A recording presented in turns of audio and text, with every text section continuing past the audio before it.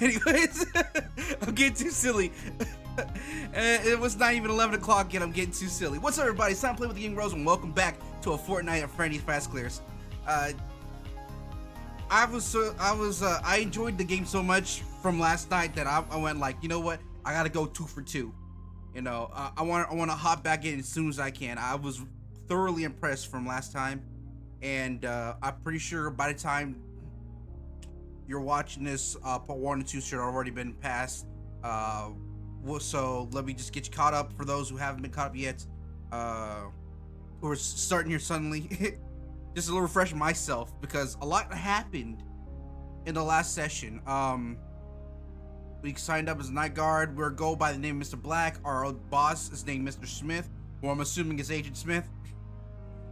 We got to met Frenni, Fexa, and pretty much those two right now. So I'm looking forward to when we get to meet Bonfi and Chiku.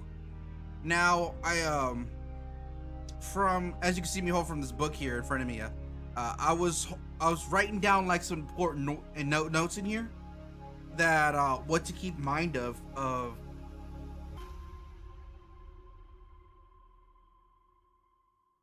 Well, that's not scary at all. But that's my first time listening to the whole song. Anyways, I was like trying to keep note of what to keep track of that's important, that would stay up to me, so I could piece together the story as I go along. Always wear uniforms, because the girls have software in her that you can be recognized as staff. So if anything should pop off, the only way to get past the girls, you have to be recognized as staff, and that is to have the uniform, which is more importantly the badge that comes with the uniform. You could drink on the job, which is awesome. You can have yourself a Cocoa Rum, which we had with Frenni. But it does come out of our paycheck, but that's a moot point right there. Don't try to lock yourself in the freezer. You know, all the girls are supposed to be asleep during the nights, but they could be up and about due to extra power and whatnot. They could be acting a bit quirky. The animatronics cannot enter your office without permission. Like I said, vampire rules. So we learned the hard way what happened when we let Frenni in, what really struck a chord with me about that game over, because that's what kind of gave me a little bit of insight and got me really thinking about the story, or the overall story, how this goes.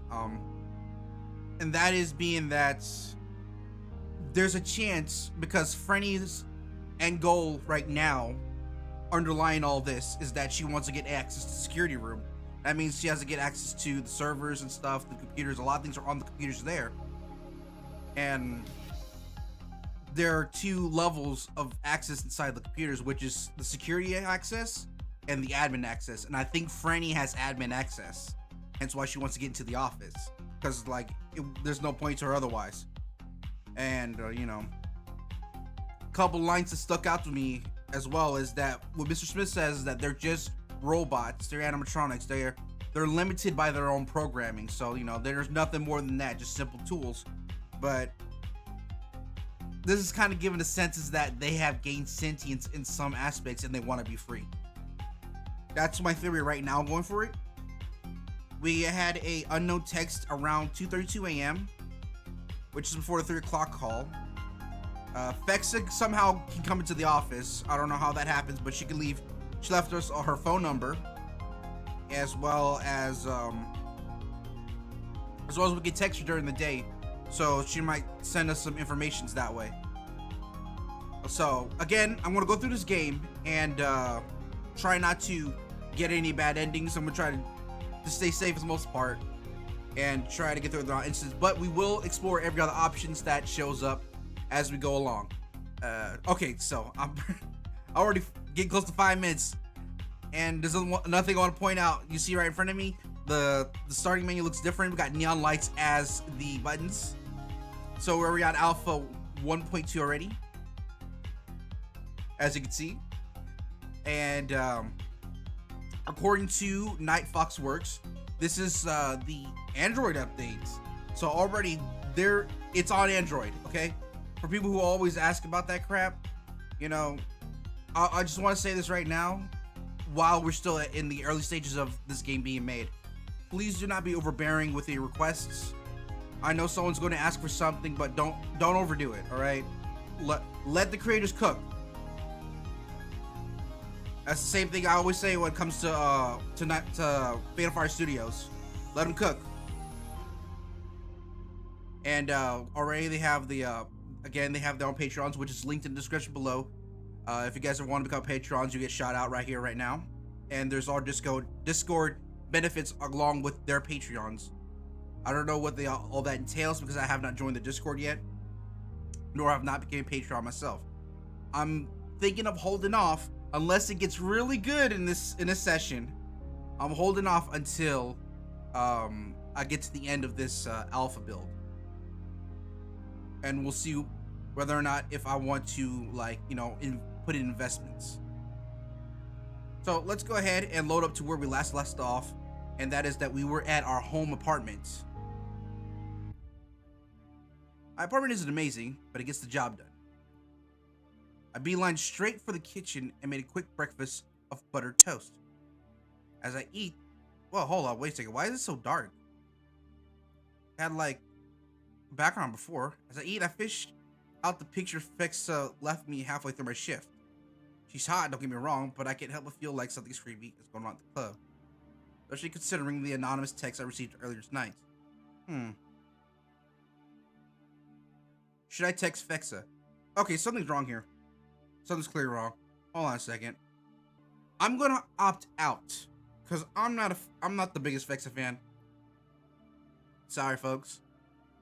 I'm sure she's gonna probably send me something spicy. And in the alternate routes that we took, that we could text Fexa during the day, so that way we can quote unquote sneak messages. But I'm not gonna text her. I'm not about to find out if texting the girls constitutes a violation of Rule 1. See, this is all probably some test to see if I can resist the urge to make a pass at Fexa. Stay on that grind, stay on that grind. I wouldn't put it past my new boss to do such a thing. Best I finish eating and catch some Z's so I rested before my next shift. Sleep quickly takes me after the excitement of the night. Sleep quickly takes me after the excitement of the night.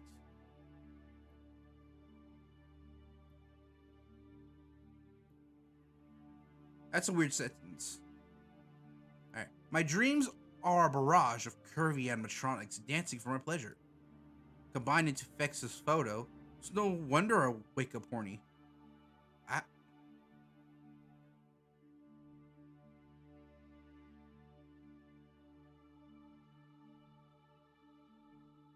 I wonder what the ramifications are.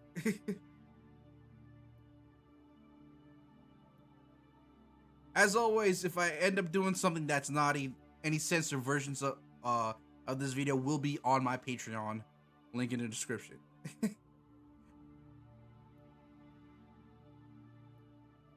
Man, I feel like if I don't do it, like the girls are gonna take notice and then they're gonna try to do something. Especially Fexa. She already down Fleece Johnson my ass. You know, we could.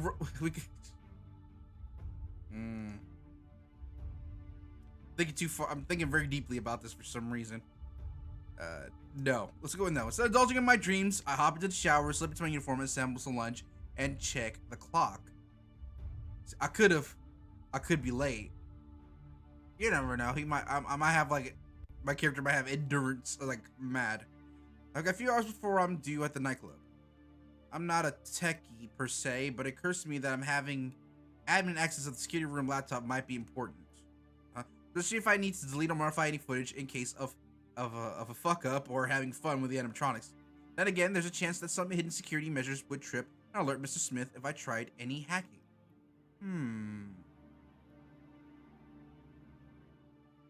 Should I research ways to gain admin access?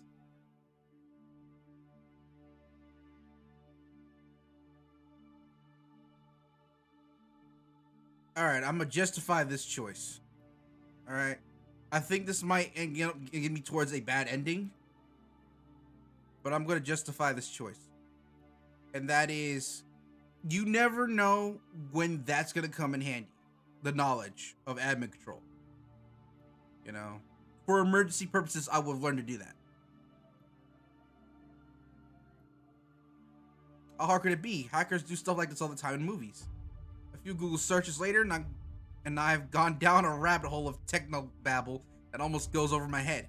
I understand it's just enough to be armed with 3 methods to try once I get to work. By the time I push back from my desk, the sun has already set. I hear the low rumble of thunder in the distance. According to the weather report, there's a particularly heavy thunderstorm due in the area soon. Supposedly, the storm will last through the night and into the morning. Fun. So it's a dark and stormy night here at Frenni Fazclaire. There's nothing else for me to do at home. Time to get to work. Let's start night 2. I'm greeted with the sound of singing once I get through the reception area. On stage is Frenni.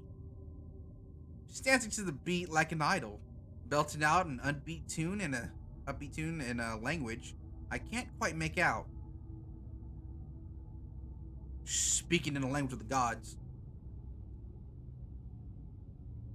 As she performs, she makes eye contact with me, winks, points to a table, and winks again. Just to be on the safe side, I check the clock on my phone. Technically, my shift doesn't start for another 10 minutes. Perhaps I should sit down and enjoy the show. You got to stay focused. We're staying focused.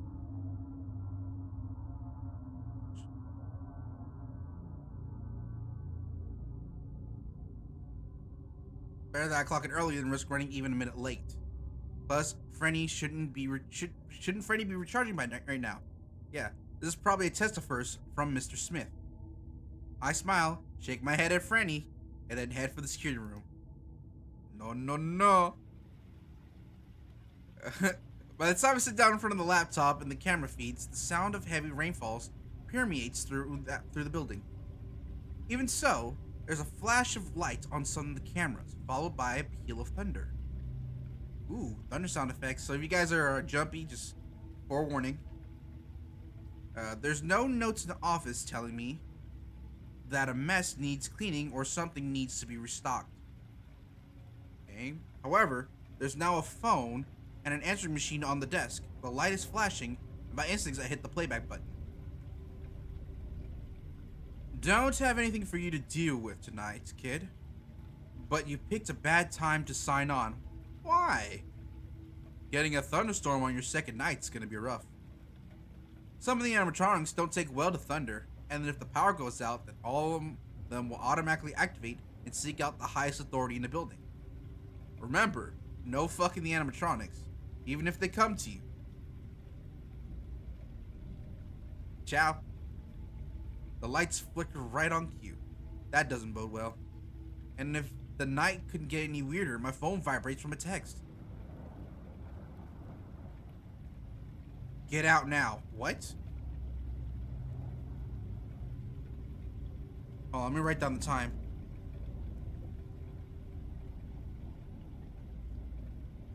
I might think this, it might be like something, it's just random, you know, or programmed to be the time, but writing down the time in which these texts come in might help me out.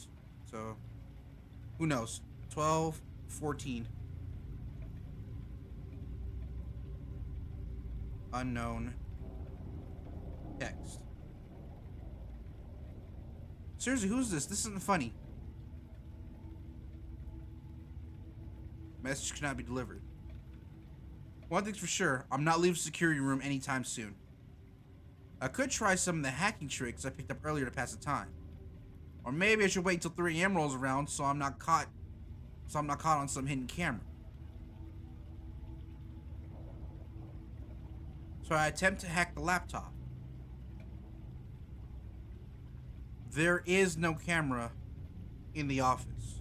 We already established that. Because if Freddy was to come in,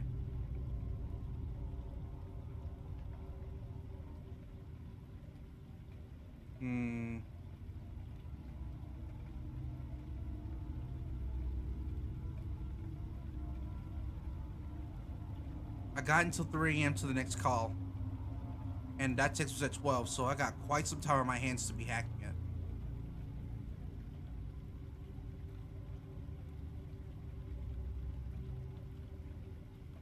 Then again, Mr. Smith was quite aware, and that was something that that caught my attention because I was watching Max's playthrough on night 1, right? And I think it flew over Max's head at the time, but Mr. Smith already knew that Frenni already told the night guard that you could drink on shift and it would come out of your pay. Mr. Smith reminded the night guard, and that's a very important line to keep an eye on. So seeing that this is the second night, Mr. Smith is keeping a close eye on the system, more or less. I'm thinking there's a high chance that's the case. And you know, night 1 was smooth, but night 2 might be a bit crazy. Let me hold off for now, because you never know what might happen. I'm not quite confident enough to attempt anything else yet. Right. Besides, Mr. Smith might be expecting me to try something if the power goes out. Yes. Playing safe. Oh, hold on. Back. Let me go ahead. Say that real quick.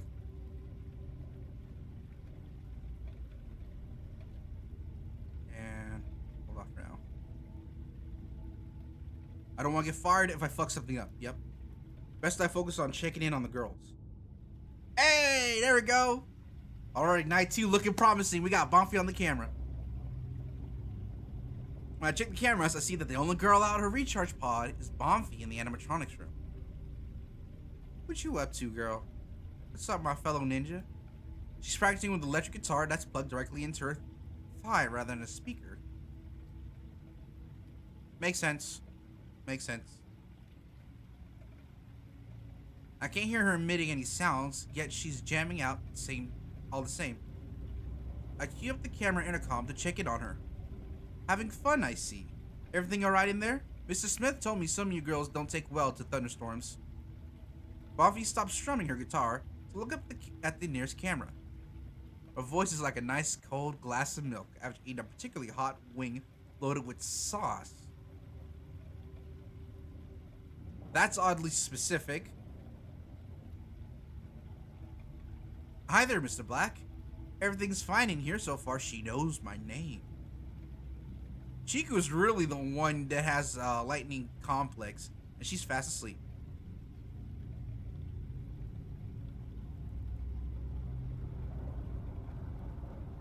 That's good. Say, mind if I ask a question? You just did, silly, but sure. oh you. Fair. Why plug the guitar into your thigh and not a speaker? Do you have a built-in sound system? I do. I'm not as specialized as Chiku or Frenni, but I can act as my instrument speaker whenever I want. Oh, okay. Music on the go. They're built into my ears, see? Okay. She gets closer to the camera and her rabbit ears pointed and angled so I could see the speaker holes within. That's quite the loadout. I have to get here earlier one night so I could see all 4 of you performing at once. That would be awesome. See, Bonfi and I, we had that kind of connection. See, W lady right here. Since she's awake and I have nothing better to do, I start tossing some softball questions her way. Can you just play the guitar, or are you just musically inclined with other instruments? I can play pretty much anything decently except wind instruments. You can probably guess why. Robots can't produce air. No built-in fan or something. No lung compartments. So I take it you're the main music producer on stage. Neat. You take requests. That depends on the nature of the request. Hey. Bonfi. Baby, we saved that for later. Save that for training. Say I wanted a solo performance of something like Thunderstruck. Oh, Mr. Black, man of culture. Let's go. Bobby taps her chins, her eyes flickering between red and blue before she answers. Red and blue. Fexit kind of did the same thing too. I need permission to come into the security room or to go on stage for that. That latter needs Frenni's approval as well. Well, the security room's a no-go. We learned our lesson from last time. But we're gonna find out later. Just don't tell nobody. That's an odd quirk of the rules. Best I note that for later. Yeah. I better write that down.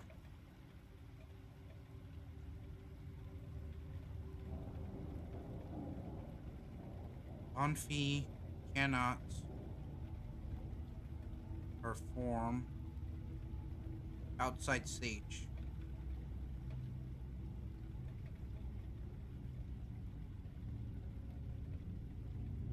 Unless in office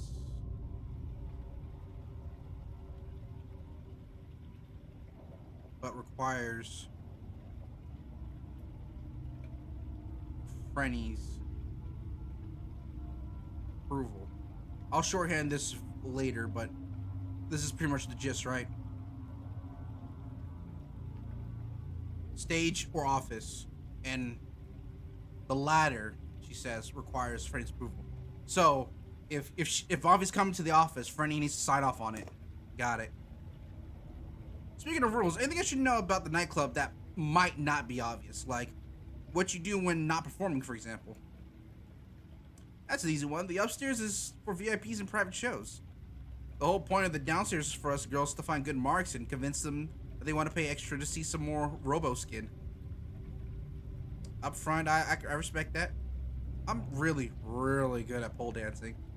So I tend to be upstairs in costume, and I think of and out of it when I'm not on stage. My brain just clicked and reminded itself of a certain animation about pole dancing. If you know, you know.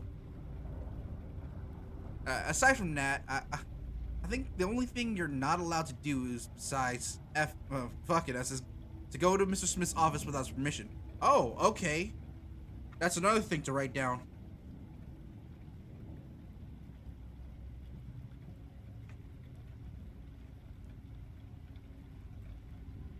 Wow, we're getting a lot of information this night. Ah, damn, where'd the page go? There it is.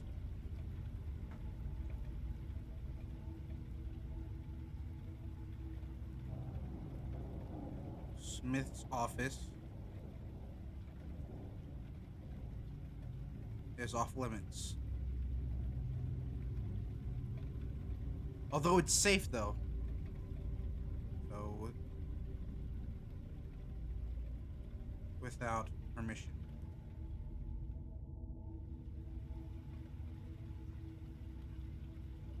Though that makes both all the more fun. What about thunderstorms? Is it safe for you to be in the charging parts if there's a power surge? And is Chico afraid of lightning or just doesn't like it? I think it's safe for us to be in the pods. I don't really remember the last time the power went out completely. As for Chiku, well, she leans in super close to the camera to whisper. One time, she got locked out of the club by accident during a thunderstorm and ended up struck by lightning.